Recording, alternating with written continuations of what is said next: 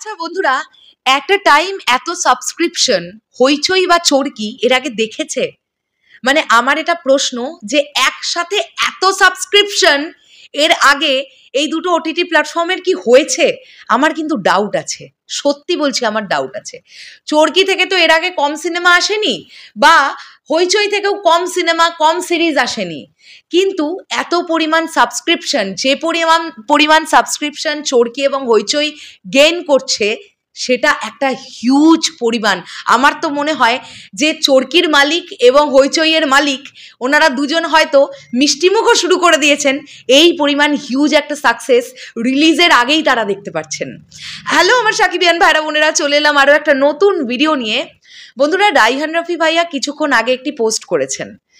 আমি জানি না তোমরা কখন দেখছো ভিডিওটা, বাট আমি যখন ভিডিওটা বানাচ্ছি তখন তার 5 মিনিট আগে উনি পোস্টটা করেছেন। উনি লিখেছেন, সিনেমা হলের মতো ওটিটির সব রেকর্ড ব্রেক করতে আজ রাত 12টায় আসছে তুফান চরকি এবং হইচইতে। সিনেমা হলের সব রেকর্ড, সিনেমা হলের মতন সব রেকর্ড আবার ব্রেক করতে ওটিটিতে আসছে তুফান চরকি এবং হইচইতে।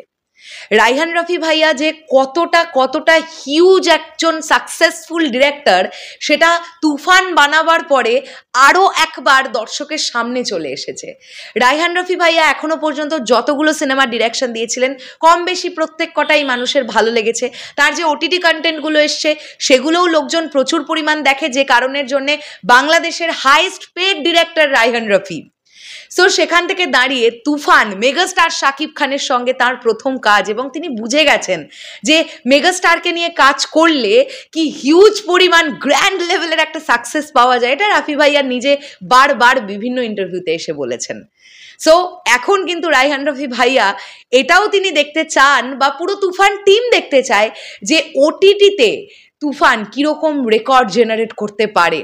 আমি একটা জিনিস আমার খুব জানতে ইচ্ছে করছে, বা এটা আমি চরকি টিম এবং হইচই টিমের কাছে অনুরোধও রাখবো, যে কেবলমাত্র তুফান দেখবার জন্যে আপনাদের ওটিটি প্ল্যাটফর্মে সাবস্ক্রিপশন কী পরিমাণ এলো সেটার যদি একটা রেশিও আপনারা শেয়ার করেন, সেক্ষেত্রে আমরা বুঝতে পারবো আবার একবার মেগাস্টার শাকিব খানের পাওয়ার, এবং তার সঙ্গে সঙ্গে আমরা বুঝতে পারবো সাকিবিয়ানদের পাওয়ার এবং বাংলা সিনেপ্রেমী মানুষদের পাওয়ার, যারা একটা ভালো সিনেমা হলে দেখবার পরে হতে পারে, সিনেমা হলে না দেখে তারা ডিরেক্টলি ওটিটিতে দেখবেন সেটাও হতে পারে, কিন্তু তারা তুফান সিনেমাটা দেখবার জন্যে 19শে সেপ্টেম্বর পর্যন্ত অধীর আগ্রহে অপেক্ষা করছিলেন যে ছবিটা কবে ওটিটিতে আসবে আর তারা দেখবে।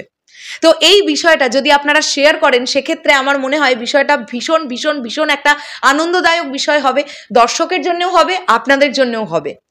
এবং এটার পরে আমার ধারণা এসবিএফ বারবার মেগাস্টার শাকিব খানের সঙ্গে কাজ করবে, বারংবার কাজ করবে, কেননা তারা দেখে নিয়েছে এই মানুষটাকে নিয়ে কাজ করলে বিজনেসের দিক থেকে জাস্ট কোনো কথা হবে না, ওটা গ্যারেন্টেড বিজনেস।